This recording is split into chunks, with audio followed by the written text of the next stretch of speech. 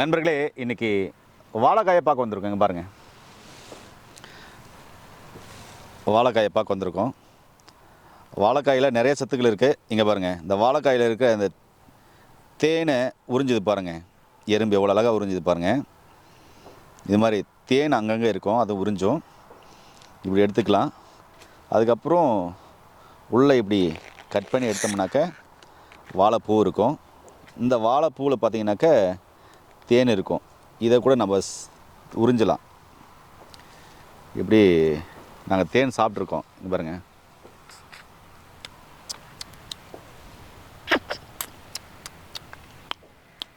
நல்லாயிருக்கும் தேன் பாருங்கள். சரி, இப்போது இந்த வாழைக்காயில் என்ன நன்மைகள் இருக்குதுன்னு பார்க்கலாம். இந்த வாழைக்காயில் பார்த்திங்கன்னா பெக்டின் அப்படின்ற சத்து அதிகமாக இருக்குது. இது என்ன செய்யும் அப்படின்னு சொன்னால் உடலுக்கு தேவையான இம்யூனிட்டி பவராக கொடுக்கும். அதே மாதிரி இந்த வாழைக்காயில் எண்ணற்ற நன்மைகள் இருக்குது. இதை நான் சொல்கிறது என்னென்னா, இந்த பச்சையாக இருக்குல்ல, பச்சை வாழைக்காய் தான் சொல்கிறேன். இது மொந்த வாழைக்காய் என் கையில் இருக்குது. பச்சை வாழைக்காய், ரஸ்தாளி வாழைக்காய் எது இருந்தாலும் சரி, வாழைக்காயில் பச்சை தான் எடுக்கணும். எடுத்து பார்த்தீங்க அப்படின்னு சொன்னால், இப்படி எடுத்துக்கிறீங்க அப்படின்னு சொன்னால் அதனோட தோல் சதவியோட பச்சை அப்படி கட் பண்ணும். அதாவது வெள்ளரிக்காய் வெட்டுற மாதிரி வெட்டி தினமும் சாயந்தரம் ஒரு 5 மணிக்குள்ளே, ஒரு 3 மணிலேருந்து 5 மணிக்குள்ளே தினமும் பார்த்தீங்கன்னாக்க யார் யார் 5 பீஸ் சாப்பிட்லாம், யார் யார் 2 பீஸ் சாப்பிட்லான்னு சொல்கிறேன். இப்போ இந்த வாழைக்காய் சாப்பிடும்போது பார்த்தீங்கன்னா கொலஸ்ட்ரால் சம்மந்தமான பிரச்சனைகள் படிப்படியாக சரியாகுங்க. என்ன தம்பி, கொலஸ்ட்ரால் சரியாகுமா? கண்டிப்பாக சரியாகும். இதில் ஃபைபர் அதிகமாக இருக்குது. இன்னொன்று, இதில் சிறுகுடலில் கரையாத ஃபைபரும் இருக்குது. அப்போ நார்ச்சத்து அதிகமாக உள்ள ஒரு காய்கறி, மாவுச்சத்து உள்ள ஒரு காய்கறி, அதே மாதிரி பெக்டின் அதிகமாக இருக்கிற ஒரு காய்கறி, இப்படி சொல்லிட்டு போயிட்டே இருக்கலாம். இதில் ஊட்டச்சத்துக்கள் அதிகமாக இருக்குது. இதை தினமும் கொலஸ்ட்ரால் உள்ளவங்க, அதாவது ஃபேட்டி லிவர் இருக்கிறவங்க, டிஜெல் அதிகமாக இருக்கிறவங்க தினமும் பார்த்தீங்கன்னாக்கா ஈவினிங் டைமில் ஒரு 3 பீஸு இல்லை 4 பீஸு வாழைக்காயை பச்சையாக கடிச்சு மாதிரி சாப்பிட்டு கருஞ்சீரக தண்ணி ஒரு டம்ளர் குடிச்சு வந்தீங்கன்னா கொலஸ்ட்ரால் படிப்படியாக குறையும். அப்படிப்பட்டவங்க பார்த்தீங்கன்னாக்கா நான்வெஜ்ஜு, அதாவது அசைவம், அதுக்கப்புறம் சர்க்கரை, உருளைக்கிழங்கு, அதுக்கப்புறம் வறுத்தது பொரிச்சது, நிறைய கார்போஹைட்ரேட் உணவுகளை தவிர்த்தாக்க ரொம்ப ரொம்ப நல்லது. நிறைய பாரம்பரிய அரிசி, சிறுதானியங்கள் எடுத்துக்கலாம். இது கொலஸ்ட்ரால் உள்ளவங்க, ஃபேட்டி லிவர் உள்ளவங்களுக்கான மருத்துவ தகவல். இப்போது ஹார்ட் கம்ப்ளைண்ட் இருக்குது. அதாவது ஹார்ட் கம்ப்ளைண்ட் இருந்துச்சு, ஆஞ்சியோ பண்ணியிருக்கேன், ஸ்டண்ட் வச்சுருக்கேன் அப்படின்றவங்களுக்கு மருந்து மாத்திரைகளை கொடுத்துருப்பாங்க இல்லையா, அவங்களுக்கான தகவல் என்ன அப்படின்னு சொன்னால், ஈவினிங் டைமில் தினமும் இந்த வாழைக்காயில் பார்த்திங்கன்னா ஒரு 2 பீஸு, ஒரு 4 மணிக்கோ 5 மணிக்கோ பல் இருக்கிறவங்க பச்சையாக வெட்டி அதனோட தோல் சதவீதையோட 2 பீஸ் கடிச்சு மட்டும் சாப்பிடணும். தினமும் சாப்பிடுவாங்க. சாப்பிட்டு வரும்போது திருப்பும் எதிர்காலத்தில் உங்களுக்கு அந்த ஹார்ட் சம்மந்தமான பிரச்சனைகளில் வராமல் தடுக்கிறதுக்கும் வராமல் இருக்கிறதுக்கும் பார்த்திங்கன்னா இது துணை புரியும். ஹார்ட் பிளாக் திருப்பியும் வராது, கொலஸ்ட்ரால் அதிகமாக சேராது, ரத்த நாளங்களில் கொழுப்பு சேராது, படியாது, அதெல்லாம் கரைக்கக்கூடிய தன்மை இதில் இருக்குது. இது ஹார்ட் கம்ப்ளைண்ட்டு இருக்கிறவங்க மருந்து மாத்திரைகள் சாப்பிட்டு இருக்கிறவங்களுக்கான தகவல். ஒருவேளை நல்லா குண்டாக இருக்கும், வெயிட்டாக இருக்கும், எனக்கு ஹார்ட்டில் கம்ப்ளைண்ட் வந்துருமா அப்படின்னு பயப்படுறவங்களுக்கு இந்த வாழைக்காயை தினமும் ஒரு 4 பீஸு சாயந்தர நேரத்தில் சின்னசாக கடிச்சு மெண்டு சாப்பிட்டு வந்தீங்கன்னா ஹார்ட் சம்மந்தமான பிரச்சனைகள் வராமலும் ரத்த நாளங்களில் கொழுப்பு அடையாமலும் இருக்கிறதுக்கு தடுக்கிறதுக்கு இது ரொம்ப ரொம்ப ஹெல்ப்ஃபுல் பண்ணும். இது புரிஞ்சுங்களா? ஒரு சில இயற்கை மருத்துவர்கள் பேசுவாங்க, ஹார்ட்டில் உங்களுக்கு 30%, 40%, 50%, 60%, 70% பிளாக் இருக்கா, கவலைப்பட வேண்டாம். தொடர்ந்து பார்த்தீங்கன்னாக்க இந்த வாழைக்காய் பச்சையாக கடிச்சு மென்று சாப்பிடுங்க சாயந்தர நேரத்தில். அதே மாதிரி கருப்பு கவனி அரிசி கஞ்சி கொடுங்க, பாரம்பரிய அரிசி கஞ்சி கொடுங்க, கொழுப்பான உணவுகள் தவிர்த்துருங்க, கரிஞ்சீரக தண்ணி குடிங்க, இப்படியெல்லாம் சொல்லுவாங்க. அதாவது இருக்கிறவங்களுக்கு நீங்கள் மருத்துவ ஆலோசனை மருந்து மாத்திரை எடுத்துக்கோங்க. அதே சமயத்தில் இதையும் நீங்கள் கடைப்பிடிக்கும் போது நல்லா இம்ப்ரூவ்மெண்ட் ஆகி அந்த கொழுப்புகள் கரையுன்னு சொல்லுவாங்க. அவங்களுக்கு ரொம்ப ரொம்ப முக்கியமானது.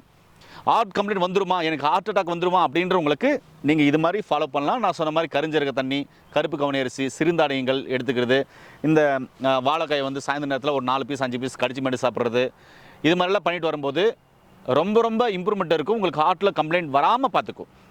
சொல்கிறது புரிஞ்சுங்களா?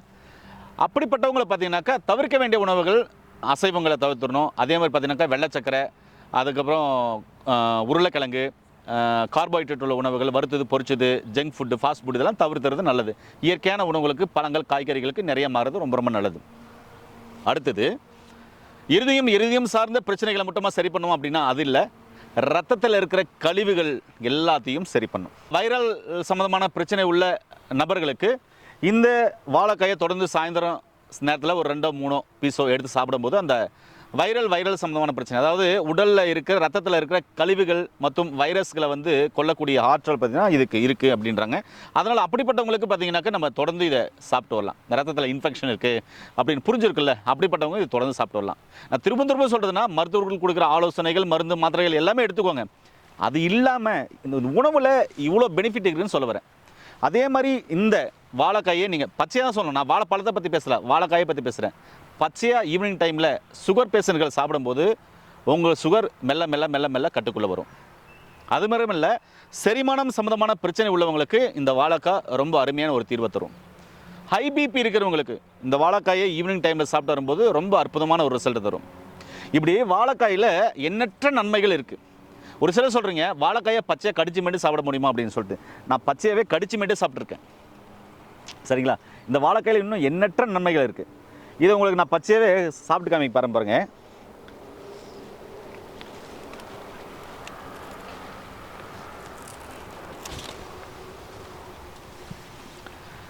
பாருங்கள், எடுத்துட்டேன்.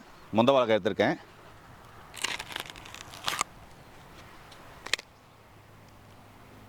பாருங்கள் பாருங்கள்,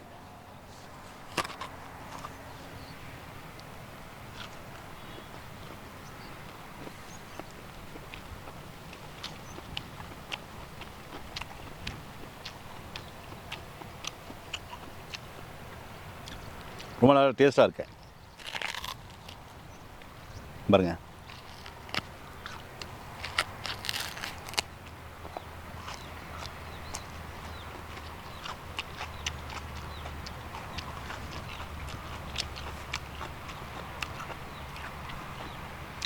இப்படி கடிச்சு மாதிரி சாப்பிட்டீங்கன்னா குடலில் இருக்கிற புண்களாக இருக்கும், அல்சர் சம்மந்தமான பிரச்சனைகள் சரியாகும். பல்லு கரையெல்லாம் பிடிக்காதுங்க. அப்படி கரை பிடிக்குதுன்னா உங்கள் ரத்தத்தில் ஏதோ குற்றங்கள் இருக்குது, அதாவது இன்ஃபெக்ஷன் இருக்குன்னு அர்த்தம். தாராளமாக மெண்டு சாப்பிடலாம். மெண்டு சாப்பிட முடியாதவங்க ஒரு 4 பீஸ் 5 பீஸ் பார்த்தீங்கன்னா கட் பண்ணி மிக்சியில் போட்டு அரைச்சி பேஸ்ட் மாதிரி கூட எடுத்து சாப்பிட்லாம். உடலில் நோய் எதிர்ப்பு சக்தி அதிகமாகிறதுக்கு. அதே மாதிரி வெயிட் லாஸ் பண்ணணும்னு நினைக்கிறவங்க இந்த வாழைக்காயை தொடர்ந்து பார்த்தீங்கன்னா ஈவினிங் டைமில் ஒரு 4 பீஸ் 5 பீஸ் சாப்பிட்டு நான் சொன்ன மாதிரி நீங்கள் சாப்பிட்டு வரலாம். சர்க்கரை பேஷண்ட் உள்ளவங்க சாப்பிடலாம், உயர் ரத்த அழுத்தம் உள்ளவங்க சாப்பிடலாம், ஹார்ட் கம்ப்ளைண்ட் உள்ளவங்க சாப்பிடலாம், அஜீரணம் சம்மந்தமான பிரச்சனை இருக்கவங்க சாப்பிடலாம், அல்சர் சம்மந்தமான பிரச்சனை இருக்கவங்க சாப்பிடலாம், உடலில் நோய் எதிர்ப்பு சக்தியே இல்லைன்றவங்க சாப்பிடலாம். சாப்பிட்டு வரும்போது ரொம்ப அற்புதமான ஒரு தீர்வை தரக்கூடிய தான் இந்த வாழைக்காய். இது வரைக்கும் நம்முடைய சேனலை சப்ஸ்கிரைப் பண்ணிக்கோங்க, லைக் பண்ணாதவங்க லைக் பண்ணிக்கிறேன். மீண்டும் இன்னொரு அருமையான பதிவு சந்திக்கலாம். நன்றி, வணக்கம்.